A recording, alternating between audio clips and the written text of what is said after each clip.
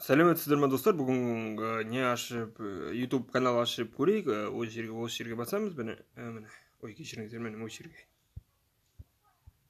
Войти дегенді басамыз. Войти басқаннан кейін добавить аккаунт дейміз. Проверка дейді, тексеріп отыр. Аккаунт ашамыз. Не де болса жаттап алыңыздар. Себебі көп адамдар аккаунт ашқанда ұмытып кетіп жатады, уақыт өте келе.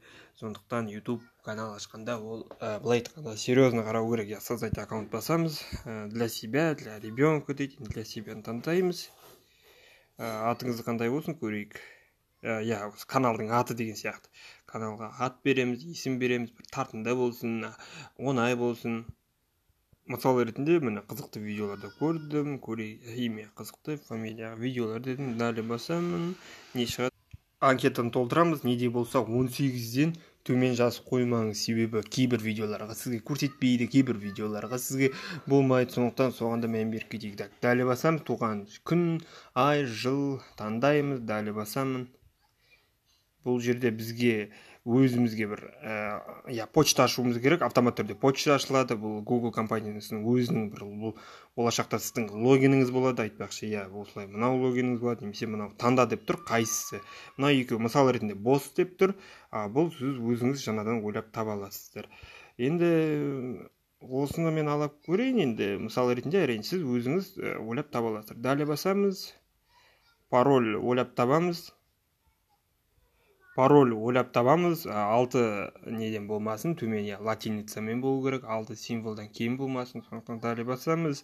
Мен паролім 0-дан, неге қылдырып болғам, 0-дан 1 қылдырып, сондықтан ол бармайды дейді. Ал көрейік онда. Ең атақты парольдардың бірі.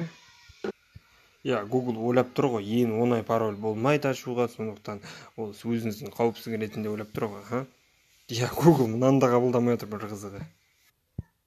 Бір басқаша пароль қойдым, кәдімгі, енді бұны қабылдайтын болар.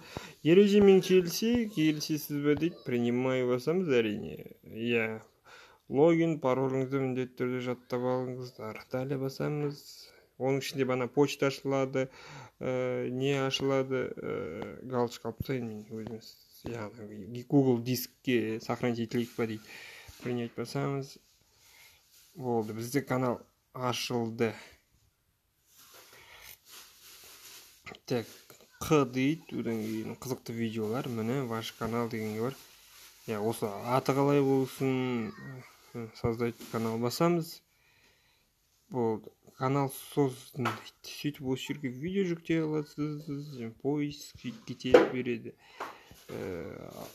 Көрейік мына жерде сіздің понравившись басқан видеоларыңыз, смотреть позже мои видео деген список деп болады. Қандай функциялар бар? Болды, ең қызық. Біз енді YouTube-тан канал аша аламыз. Бір жүремге жазыламыз.